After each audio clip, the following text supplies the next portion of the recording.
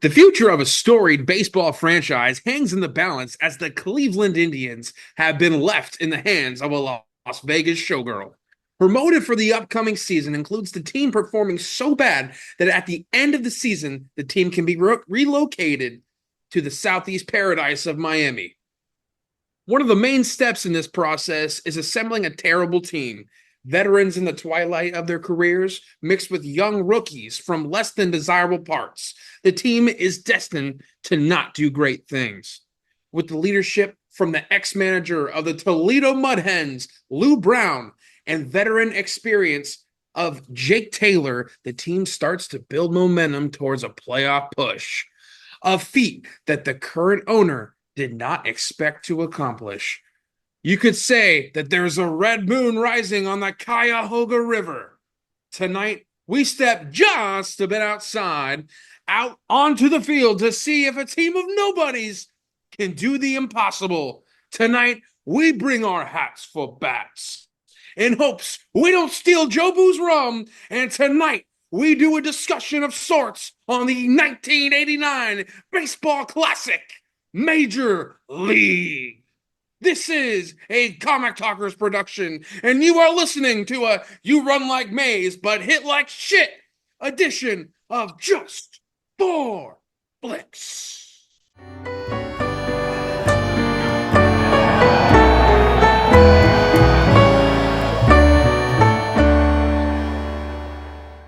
What's going on, guys? It's your boy, Patty B. With me, as always, is Mr. B Dog, Mr. Brandon. What's going on, man? How you doing tonight? That is one long ass patty boo. You want me to put a beep right there next to Yeah, yeah. it? Did you fall in a well or something, sir? Yeah, it just fades out. You ever watch The Simpsons? There's this episode where they have all the baseball big names like Ozzie Smith and Jose Canseco and all them. And there's this scene where Ozzie Smith goes to the mystery spot and goes loses and then he goes, oh, cool. Ooh, Did so, but yeah, I'm happy about this. This is a movie I really enjoy, and I know you do enjoy as well, or you as well enjoy, and and I think it kind of fits into our comedy month. I think this is yeah, probably the best comedy sports films anybody can ask for. 100%. Other than the team name at this time, everything else still holds up, and because why we say that is they are now known as the Cleveland Guardians, not the Cleveland Indians. But this is why I said, we're also not only are we doing this for Comedy Month, but we are doing it or doing this movie out of respect. Just recently, Bob Uecker passed away, so we are doing it in the honor of him as well. So let's dive right into it. Let's go behind some of the trivia behind the movie, okay? Movie was released on April 7th, 1989. It was directed and written by David S. Ward. Do you know some other movies this guy has done? I'm curious. David S. Ward. So I looked it up. It looked like he did. I know he did all the sequels to the major leagues. Mm-hmm. Did a couple other random movies in the 90s that I didn't really hear. I haven't heard of, or I think some other movies in the 80s too, but I predominantly saw some 90 movies. There's two big movies that he wrote. One of them, I'll give you hints. One of them has Paul Newman and Robert Redford, Oh, wow. and one of them was with Tom Hanks. Okay. The one with Robert Redford and Paul Newman was The Sting. Okay. He wrote that. He wrote that was back in the 70s, right? That was one of his 72, first movies. 73. Yeah, Yeah. his first movies. And then he co-wrote Sleepless in Seattle Oh, okay. With Meg Ryan from and Tom yeah. Hanks. Mm-hmm. Yeah. Yeah, Huh. that's why I said it's pretty interesting when you see it. And I was diving into it, I was like, what else has this guy done? And then I was like, oh, he wrote The Sting? Okay. I was thinking when I saw it too, I was like, it makes sense that he does the other major leagues. There's sometimes though that like they do a sequel of the first movie and the original director doesn't do the other movies. Well, You know just what I like mean? George Lucas, right? George Lucas did Yeah. the first Star Wars movie, right, ever made. And then the second one went to another director. So that's Yeah. what I say. George Lucas wrote all of them, but Yeah. he directed only a few of them. But let's go into the stars of this film. Now, Tom Berenger is Jake Taylor. Mhm. Charlie Sheen is Rick Vaughn. Corbin Burnson, which is Roger Dorn. Margaret Whitten is Rachel Phelps. James Gannon is Lou Brown. Renee Russo is Lynn Wells. Wesley Snipes is Willie Mays Hayes. Charlie Cyphers is as Charlie Donovan. Chelsea Ross is Eddie Harris. Dennis Haysbert is Pedro Serrano. Andy Romano is Pepper Leach. And Bob Uecker as Harry Doyle. Synopsis of the film: the new owner of the Cleveland Indians puts together a purposely horrible team so they'll lose and she can move the team. But when the plot is uncovered, they start winning just to spite. Now, Patty B, what do you think the budget for this film was? I know it was relatively low. I want to say it was probably around 10 million. You're 1 million off. Yeah. 10, Yeah, yeah. it's 11. It is 11 mil, which is shocking for how many stars are in this film. And some of them were pretty well established stars at this time. Tom Berenger was kind of becoming an up and or Yeah. a rel- Tom Berenger had done Platoon with and Charlie so Sheen 3 years before this movie, yep. which was a huge, I mean, Renee that's, Russo was kind of low at this, or kind of just starting off as well, but she started getting traction after this. yeah. Well, Wesley Snipes. Was this, I think this was before White Man Can't Jump as Yes, well. I think White Men Can't Jump came out in 92, 93, and then this came out in 90 or 89. That's what I said. I'm kind of shocked for how big of a cast this was, and yet the budget was so low. Yeah. I think they probably, I don't think they paid a lot for Charlie Sheen at the time because, I mean, Charlie Sheen was young too. I mean, he had done Ferris Bueller's Day Off, or he was in that one scene Yeah, in that one movie. Yeah, and no, he doesn't have like a prominent role or anything, but it's crazy that he was in that and Platoon in the same year. which is And shocking though, because like you bring up a good point with Platoon, because Platoon, if I'm not mistaken, wasn't he nominated for awards for that movie too?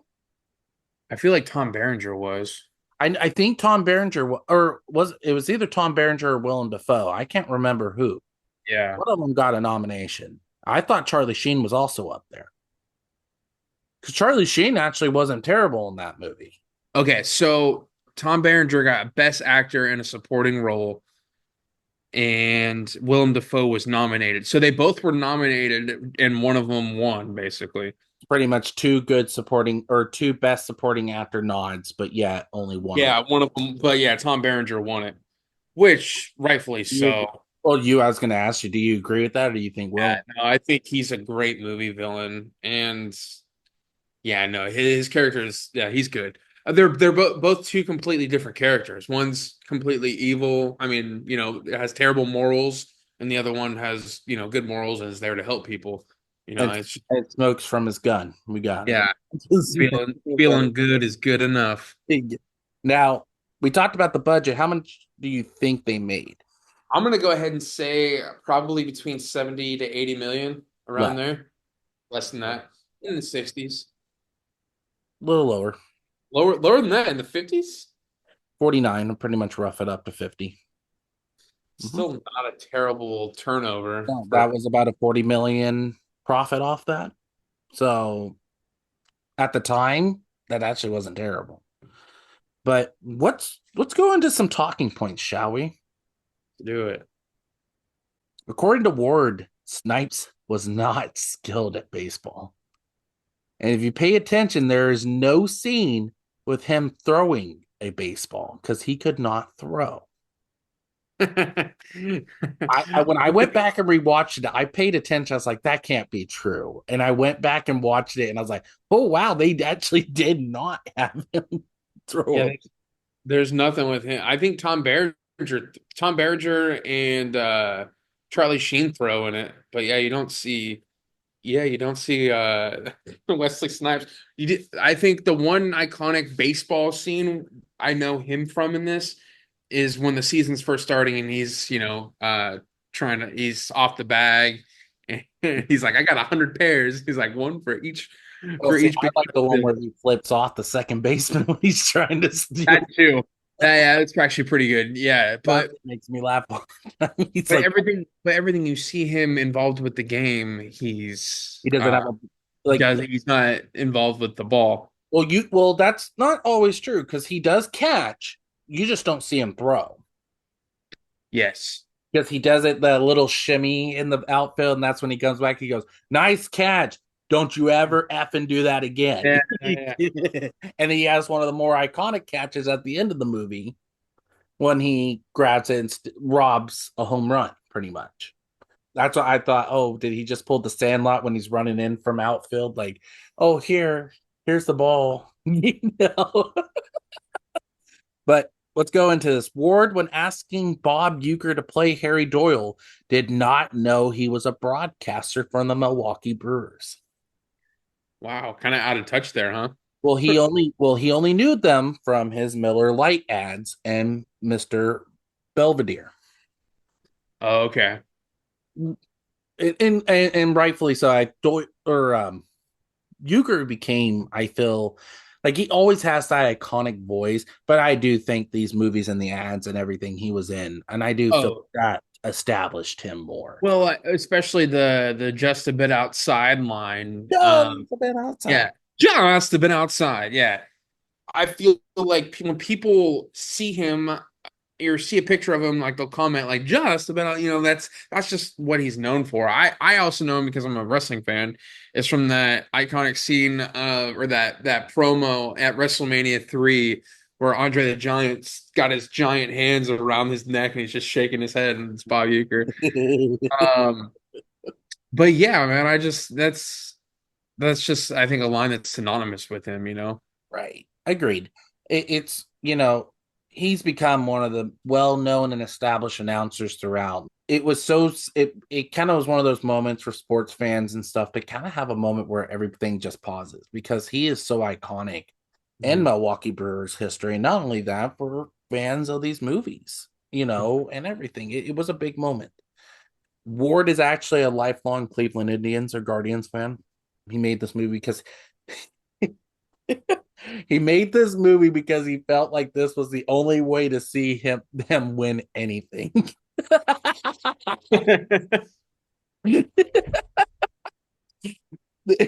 When I stepped there, I was like, come on.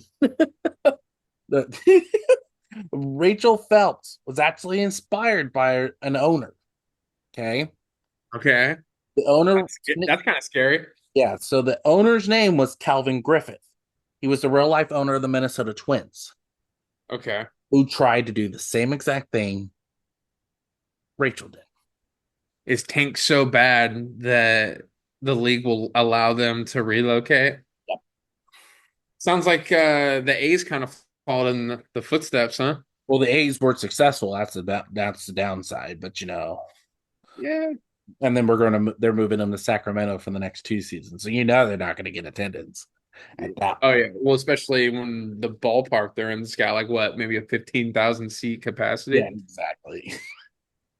Oh well. Oh well, yeah. Oh, Guess well, we're yeah. moving to Las Vegas. You know what I can't wait for is the 110-degree like day games that people attend. Like you thought attendance was bad, bro? Yeah, wait. Wait Oh, yeah, till by the then. way. Yeah, and then you're gonna have to pay, $18 for a soda. So that'll Yeah. be that'll be but Now, hey, right. So we have Charlie Sheen was actually a pitcher in high school. He was even offered a scholarship to the University of Kansas. yeah. But that's not the only thing about Charlie Sheen. Got another one for you, okay? Charlie Sheen actually admitted to using steroids for for this role. Fuck it.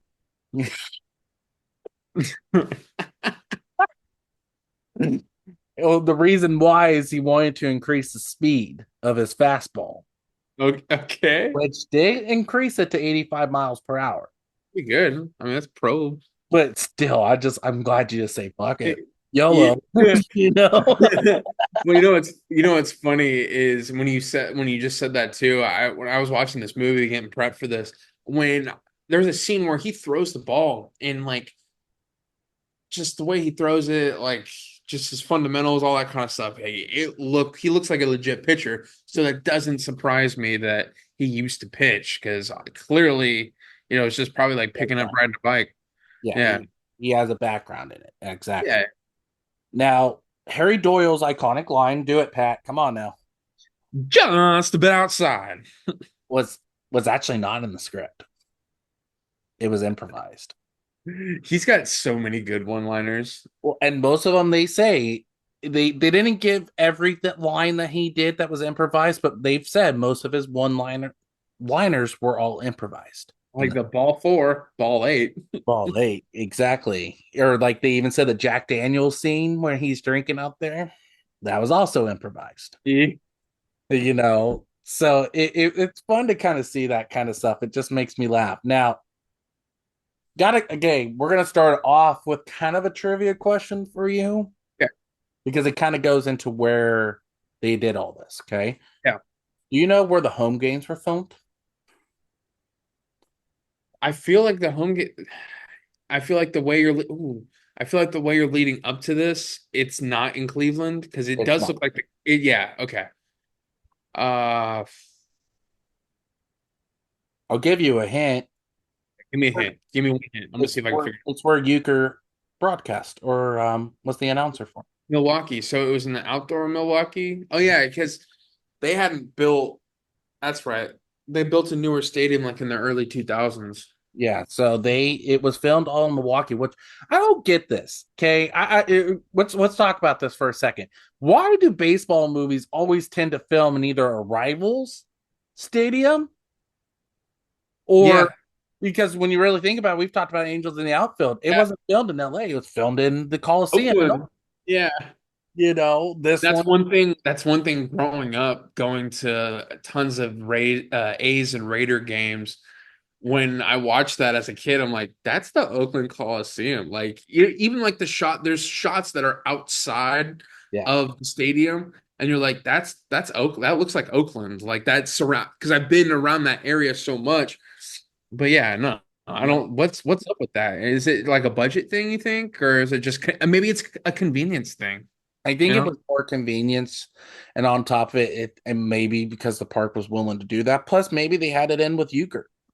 We don't know everything about that yet. And now, here's one of the funniest parts of this, and this is why I wanted to go into the stadium.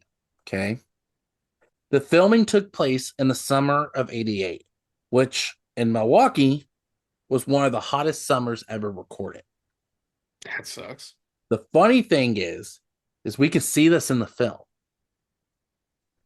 The playoff game Okay. when they're all wearing jackets. You see Rick Vaughn come out with a long sleeve shirt underneath his jersey. So Mhm. they're trying to give that sense of it needs to be colder or it's colder now. Yeah, because it's the fall time. It's playoffs. Yeah, But if you look at the stands, they're all wearing shorts and t-shirts.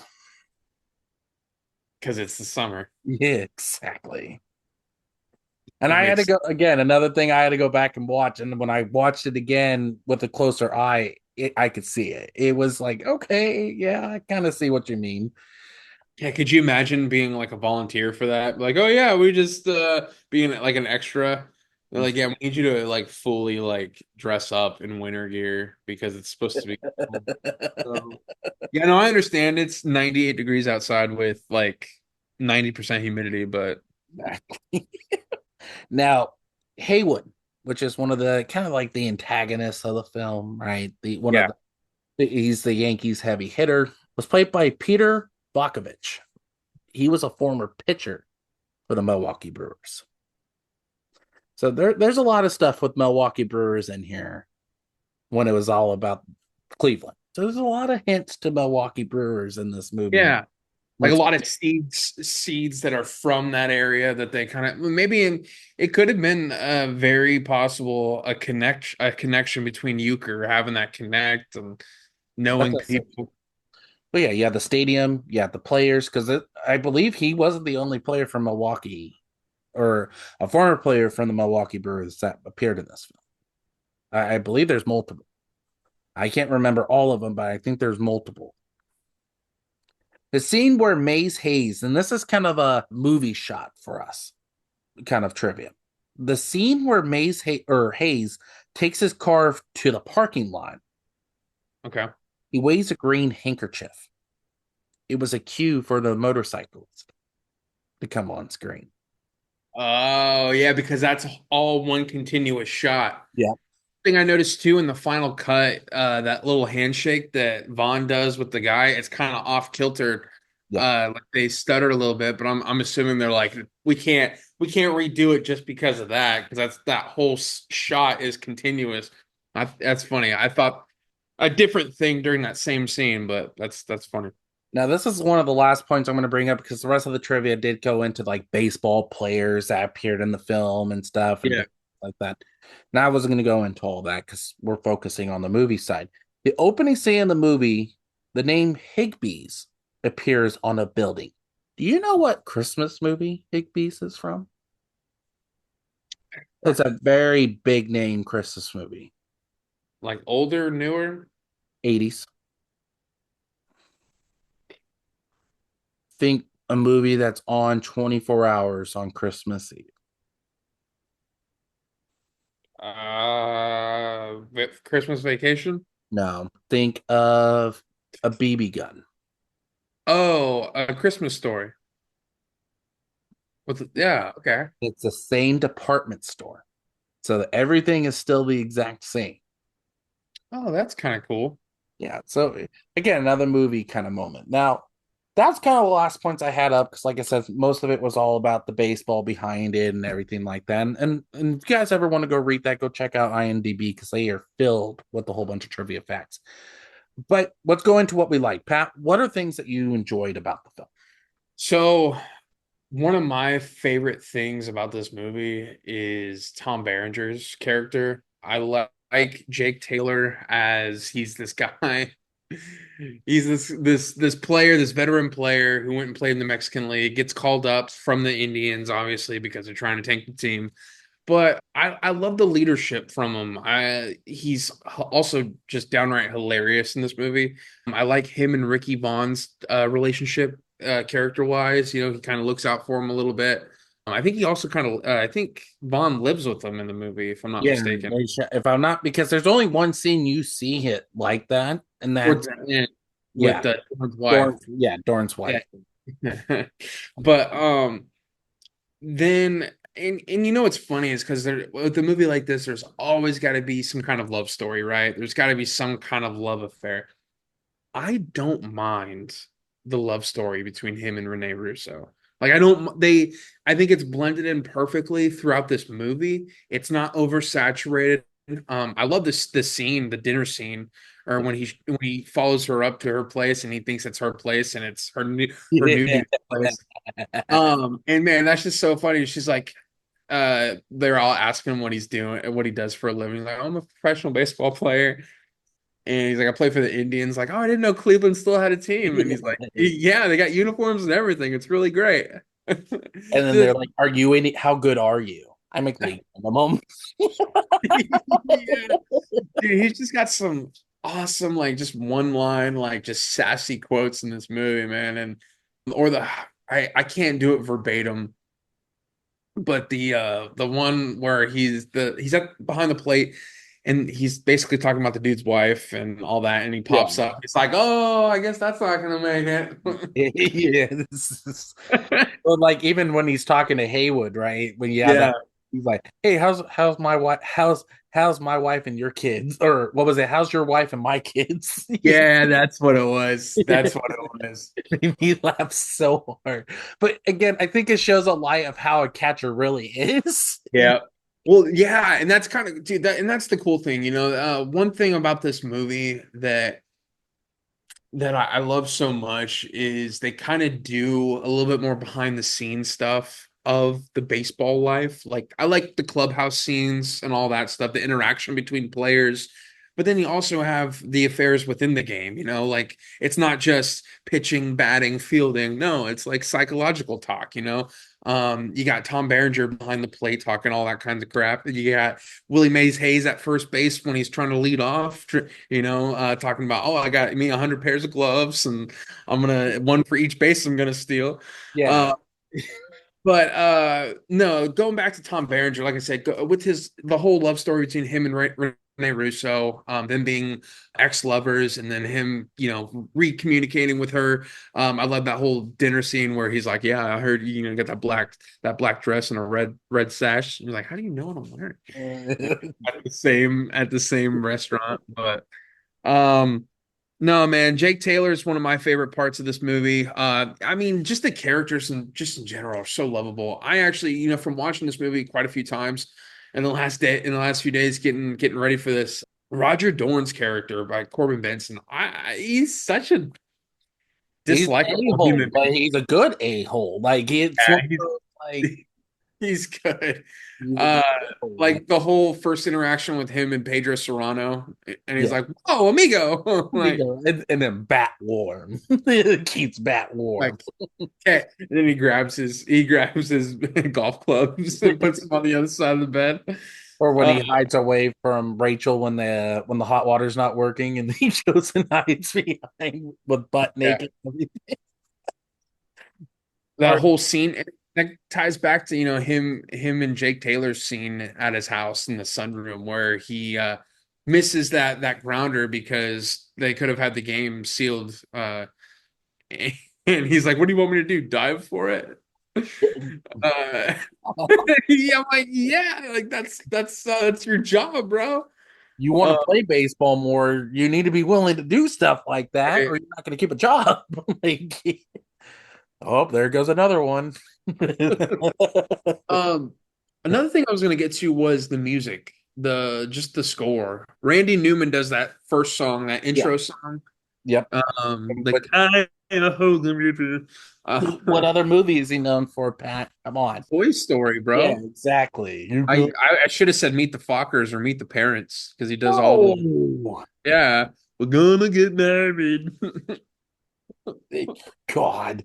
What was it? You ever watch again another Simpsons reference? They did an episode where they go, "You got an enemy." It's so stupid. You got an enemy. It's so You stupid. got an enemy when your foes are. Drop ahead. So it was James Newton Howard that did the score for the film. Do you know what other movies he's known for? No. Oh, come on, man. One of them's one of my favorite superhero movies of all time. Or he composed half of the music, I'll rephrase. I have no idea. Mr. Hans Zimmer. I don't know. Why do I feel like he did some work on Days of Thunder? Did he do that? I Uh, know Hans Zimmer did Days of Thunder, but maybe he worked with him. so Uh, the main one that I know him from is Batman Begins, and he worked with Hans Zimmer.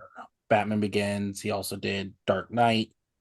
He did the Hunger Games, he did The Village, he did Atlantis, The Lost Empire, Batman Begins, Fantastic Beasts and Where to Find Them, Unbreakable, The Sixth Sense. ooh, Ooh, ooh, people. Waterworld. I know that's one of your favorite movies of all time, Waterworld. Yeah, dude. Such an interesting concept. The Fugitive, Nightcrawler.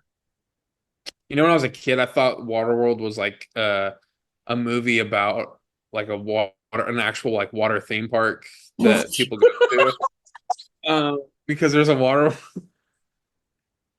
there is a theme park called Waterworld, so I figure like, oh, maybe it's just a movie like about like the slides and stuff. I don't, you know. Mantica Water Slide. Yeah, this Waterworld is what it's called. No, dude, there's in the Bay Area there is a place called Waterworld. I don't know if that's what it's called now, but when I was a kid, that's what it was called. You can go up to your parents. I want to go to Water World, and then it's like Yeah, this is. And you get there, and it's like this is nothing like the movie. Do you imagine like if that place was open during Halloween, like how many people would dress up like as people from the movie? I would. I think that'd be fucking brilliant, honestly. The way the movie was shot, I remember watching that once. It made me feel like when you go to the amusement parks and how they do the water shows and all the stunt shows, it's exactly what that was. And that's all it was. It's like, it's there. Like, I'm shocked that movie never taint Costner's or Davis's careers. Or even How Dennis bad that Hopper's movie career. was. Isn't Dennis Hopper in that movie? I believe so. Yeah, It's he been a did. long time since I've watched that. He did Speed. He made up for it. It's just yeah. but okay, so what like I agree with going back to Jake Taylor. That was one of the points I wanted to bring up. I like Jake because Jake is a team leader. Yeah, Only that kind of leads up to what happens in the second one. Now, granted, the second one's not as good as the first, but never. it where he takes up being a manager because Yeah, he can't manage anymore, which I think works for him. But it's Jake is just an interesting character to see him develop because again, this is I from the first scene you see him in the movie when they're like, "Hey, this is Charlie from the Cleveland Indians. I'm calling for you to come out and try out." Stop messing with me, Tolbert.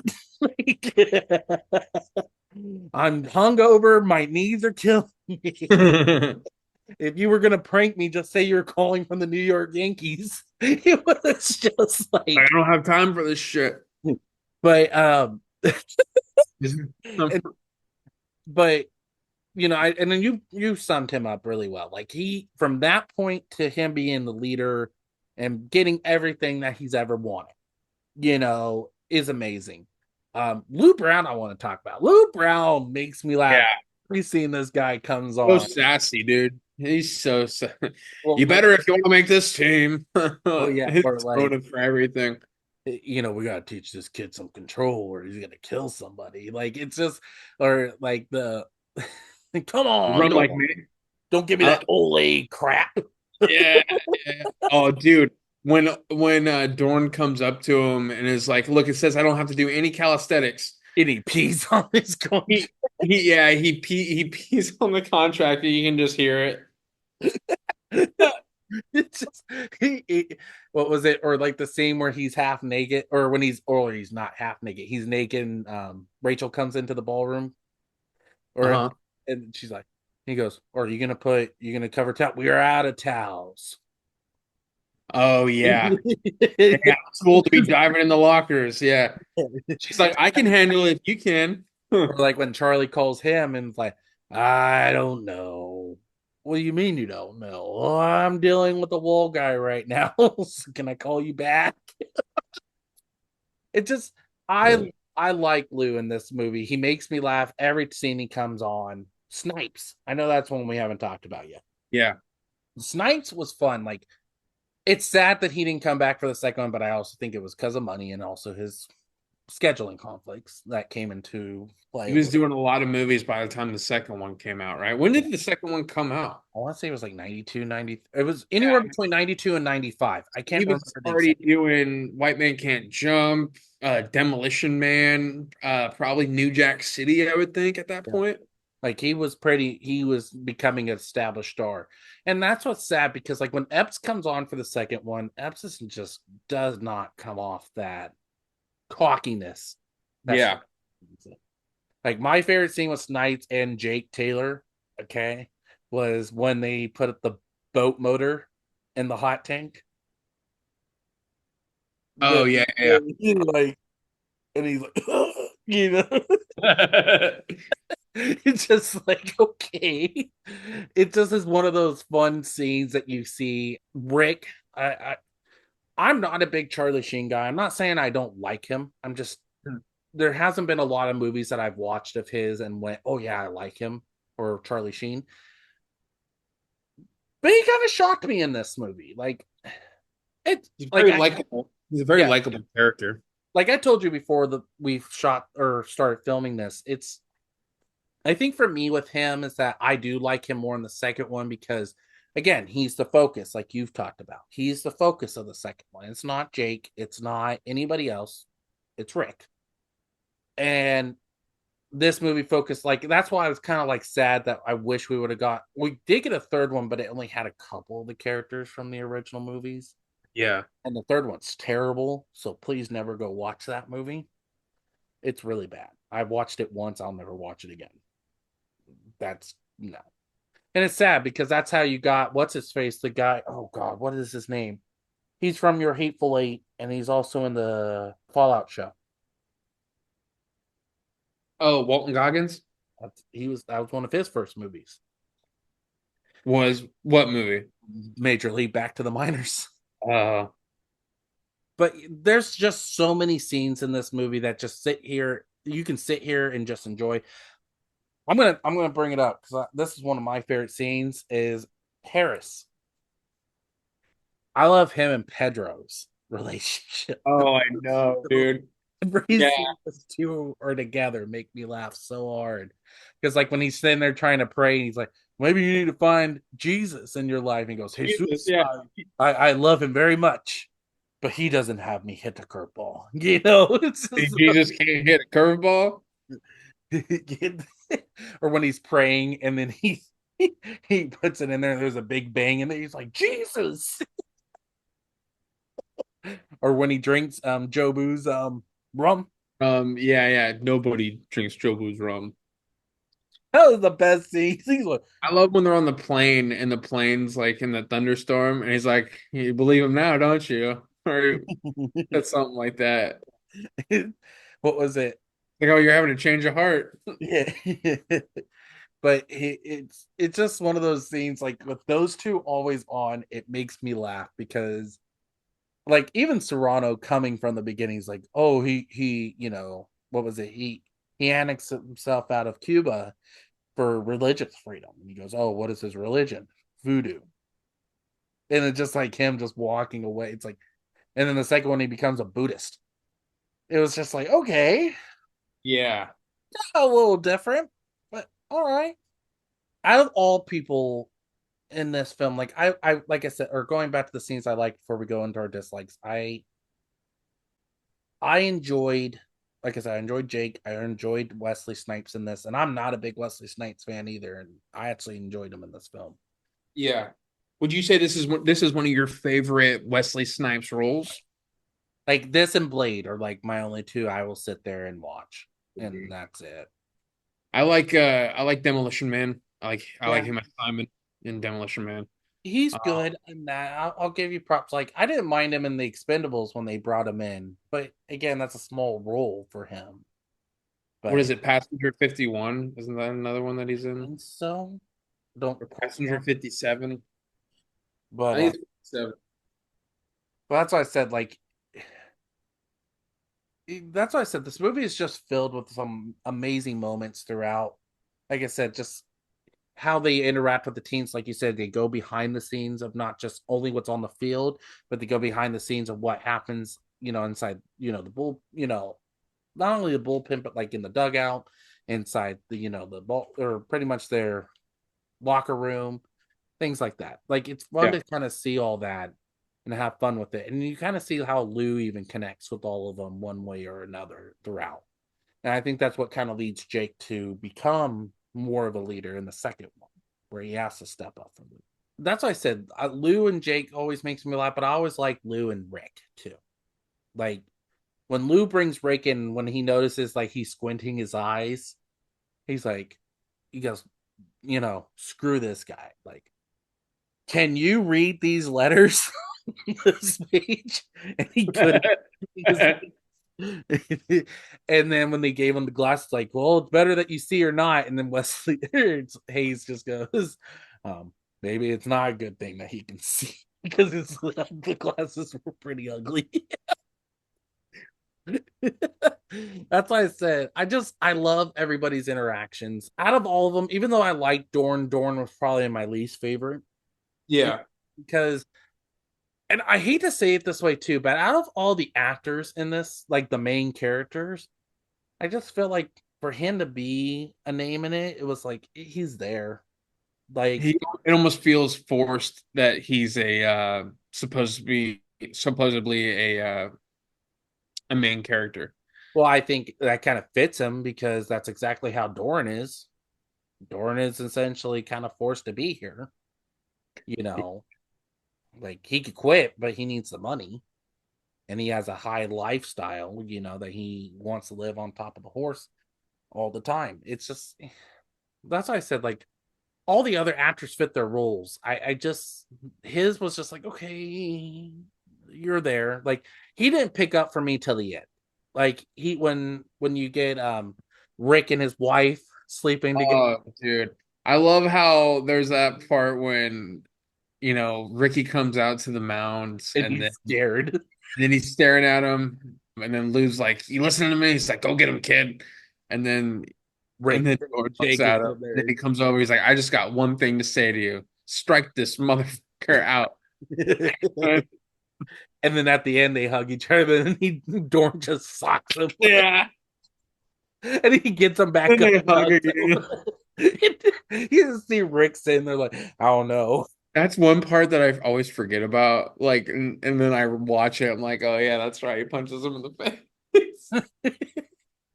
That's why I said I just that's why I said like it's just fun to kind of see all that.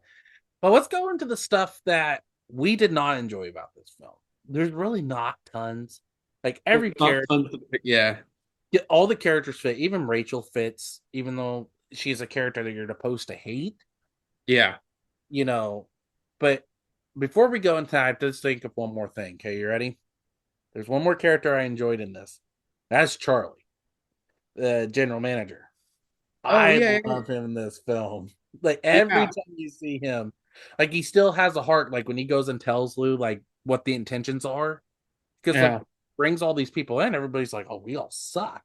And then when that was one of my favorite scenes is when Lou and Charlie are sitting in the office and they go, "Well, Rachel's not gonna take well to this if you guys continue winning," and yeah, reveals everything to him.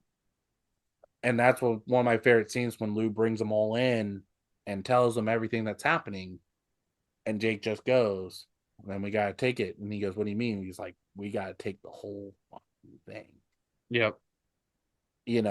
Because for most of them, like we talked about, Jake's in his later years. Jake was an all-star at one point. Now he's in his later years of him I being a think it said that he had played for Boston, yeah, he or was an all-star for Boston. he was an all-star for Boston. Then he played for the Indians, and then they released him, and then they called him back. Now that I'm not sure about. I can't remember if that's what No, happened. they said that like, oh, he would have been good 2 years ago. And they're like, he was with us 2 years ago. He's like, he would have been good 4 years ago then, or something like that. What character did you not like in this film? I don't know. I mean, it's kind of stretching. I don't know. I guess I wasn't a huge fan of Rachel's character. Like she was there to do what she needed to do, but I was like, what? It was kind of whatever. Yeah, man. I don't know. I feel like this movie is kind of perfect. Like that. I feel like that's me kind of stretching at it. If there's one thing I didn't like about the movie so much, I wish we got a little bit more gameplay Mm. scenes. I feel like we didn't get a whole lot than you think of. I feel like there's a lot more behind the scenes stuff than there is like actual gameplay. Yeah, So your I point. wish there was just a little bit more gameplay. Like maybe that I wish like that last game was like a little bit longer, like it had a little bit more detail involved. I don't know. There Well, was I just think there was more opportunity for a little bit more like dramatic or maybe just like a fun kind of moment or something like that. But yeah, no, I think that's really the only thing that I could say that I wish there was more of, or that's something I would change if it were me. hey, But no, I think in general, this movie, like you said earlier, Brandon, this is one of the best sports comedies of all time, and there's a reason why a majority of it just holds up nowadays. And it's got the sequels to follow behind it, but this one just stands out the most. It's just got such an all-star cast. And like I said, the way they put all those characters into place was just so perfect.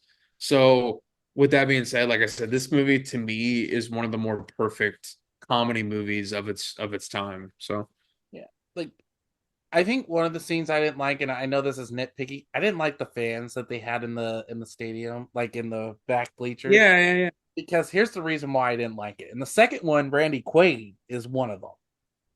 That's right. I thought he was in the Yeah, okay. I thought that too. I thought, oh, maybe he's in both. He isn't. He's only in the second one, which stunk because Randy Quaid, I think, would have throughout the second one. That's one of the guys you're laughing at the whole time because it's like, what the thing? Stay, you're terrible. Like he's giving Rick such a hard time throughout. It's just those comedy moments with him, and then at the end he goes back to reverting back into an Indians fan at the end of the movie. Yeah, that's right. But the second one, I liked him more. The fans in this one, it's like the only difference that I enjoyed about them is that you kind of got more insight of different fans throughout the city than just them. Hmm. Like even the same rakers in the field, Yeah, they're gonna still be shitty, you know. It's just those I moments. like and I like how they're speaking in. I think was it Japanese? They're like Japanese guys, I think. Yeah, yeah. So they're they're speaking in their language and it's subtitles. Like they're shitty. They're shit, Yeah. and then the next one you see they're still shitty. Yep. It's just that's I said that I agree with you, but I will with the whole. I wish there was more games, even though I like going behind the scenes a little bit Yeah. stuff. I wish we would got more, but you want to be honest about that? This is probably the only movie that we've seen a lot of teams in the movie. Like you, Yeah. only two movies I can think of other than this was Rookie of the Year because you see multiple teams in that movie, Mm. and Angels in the Outfield. You In the see all outfield, the yeah. teams in that movie, but this one here, you had the A's, you had the Angels, you had the Yankees, you had, Yankees. I believe, the Mariners appeared, the Cubs, Yeah. Rangers were announced. There's a lot of teams that were really shown in this movie. Boston was announced. Boston, yeah. Yeah. That's what I But yeah, said. no, go There, ahead. Sorry. I would say there's a lot, and we. I think this is one of the movies that really you could tell the person who made and wrote this movie really enjoyed. Ward really enjoyed baseball. You could tell that, and it was just really well done. It's hard for me to choose other than being really nitpicky because, like I said, Rachel, I can't because she's supposed to be a character you'd love to hate, you know. But okay, so let's go into who I know you said you like Jake, but is Jake your overall favorite character throughout the film, or would you say there's another character you would put higher than Jake? I think I cling more to Jake through everyone. I think an kind of like an underestimated one for me. Like another character that I like, but besides Jake, like you got Vaughn, you got Hayes, but I like the other pitcher, the older pitcher, Harris. um, Harris. Yeah, I like his character a lot. Just because I like him in other stuff. Yeah. I just think he's a good actor. Well, Um, he's an actor that always plays bit roles in every movie you can think of, and he works so well in those roles. Yeah, that's yeah. Like the whole him explaining to Vaughn why he puts all these substances on him. He's Yeah. like, I got this right here, and I put a little bit of jalapeno in my nose. Yeah. That way, if I can't, that way, if the umps don't want to see me, I just rub my nose. And Yeah. he puts snot on the ball. it. You got to put anything on a ball. Oh, Someday you will too. yeah. That's what I said. Like for me, it's Serrano. I enjoyed Serrano's scenes. Well, and like you said earlier too, the relationship together, Harris and Serrano, like they're a perfect little duo, like banter back and forth. Well, it's just like, and then you get like Serrano, even through both films, are probably one of my favorite or like one of my funniest characters in the film because, like, even the second one is when he becomes Buddhist and then he hits the bird in the outfield and he goes, he's rounding first and heading to center field. And then he's like, fly away, bird. And the second baseman just runs out to him. He's like, I'm sorry, man, but you're out. And just sitting there laughing at him. It's just or He's her rounding first and heading to center. well, it's just like Cam or Tanaka with him. That makes me laugh every time they come on screen together. Like Serrano is just one of those people that can work well with anybody, and it really shows. And that's why I said like even the same when he hits the big home run in the last game. Fuck you, Jobo. You Jobu. Do it myself. I do it myself. Yeah. You know, but yeah, that's why I said like I enjoyed the film as it is. I still enjoy it. you know. But again, it just shows you just how much this movie is treasured. Yeah, maybe they're not the name of the team anymore, but it's still a Yeah, good sports movie. it is. Now, No, I think it holds up. It's very, in some ways, it's wholesome. In other ways, it's just downright good comedy. Good 80s comedy too. But yeah, man, this movie I think will withstand the test of time over the years, and I think people will continue to watch it down the road. So, I no, yeah, Major League is always been a go-to of mine, sports movie wise. My dad showed it to me when I was a wee little lad. Uh, we then shout out but to yeah, Rick man, there. what's that? Shout out to Rick Prince right there. Shout out to you, Rick. Yeah. So let's go into your trivia questions for this. Now, fans, if you guys don't listen to how we do our new segments or our new discussions, at the end of each one, we will be doing a trivia showdown. So Pat has 5 questions from this movie to see how well he remembers this movie. To Okay. see if I get embarrassed. Okay. First two are going to be simple. Okay. What is Pedro Serrano's religion? Oh, dude. Come That on, man. We just got done talking about it. Come on, man. What is Pedro Serrano's religion? Think of the scene when they say in the beginning of the movie, oh, yeah, he annexed himself from Cuba. Well, for religious freedom. Well, what's his religion? man, this one's gonna kill me. It's a Oh, line I come on. never It paid starts with attention a to. B. Come on, man. Sounds the B. B as in Victor. Oh, V. Oh, You voodoo. had it. What was that? Voodoo. Voodoo. Mhm. Man, Yeah, I got that right. I got that right. Look well, at that. whatever. Like after 50 seconds. Yeah. Hey, doesn't matter. Well, Now, they had they had lifelines on what was that show called? Who Wants to Be a Millionaire? that's So that. You don't even remember what show that's from. I just said it. Didn't I just say it? It took me a Yeah, minute. I'm what, old, bro. what's that show from? What's that show? What's that show? All right. What league did Rick play for before being asked to try out for the California Penal. Indians? How many pairs of gloves does Hayes buy before the season? 100. You got 3 right. Now here's where things get a little bit more challenging. How fast was Rick's final pitch against Haywood in the playoff? 101 miles per hour. And then here's your last one. This is your multiple choice. Okay. Which of these substances does Harris not use to doctor up the ball before he pitches? Okay. Is it A, Crisco, B, Vagisil, C, Vaseline, or D, snot?